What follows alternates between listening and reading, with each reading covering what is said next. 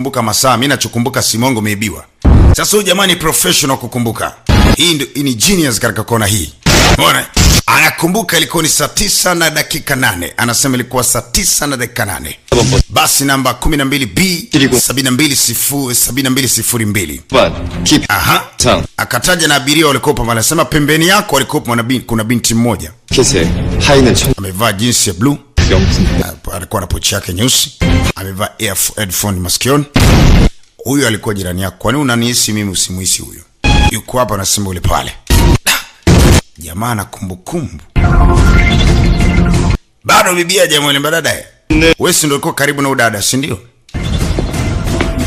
Ndio.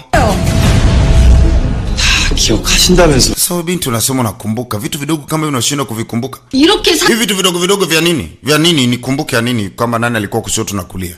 Kama vitu vidogo ni muhimu sana kukumbuka kwenye masuala kama haya. 나 못 믿어. Okay, mimi siamini hayo. Kama ina shida utaamini tu. 기억은 Ili ujue kumbukumbu zangu haziachagi kitu. Yaani kumbukumbu zangu mimi ni balaa. Ngoja nikulete tena. Yaani jamani balaa ni genius. Akavuta kumbukumbu tena. Kwamba wakati wakiwa kwenye gari. Wakiwa ndani ya gari. Nani ameiba simu? Tunatafuta simu.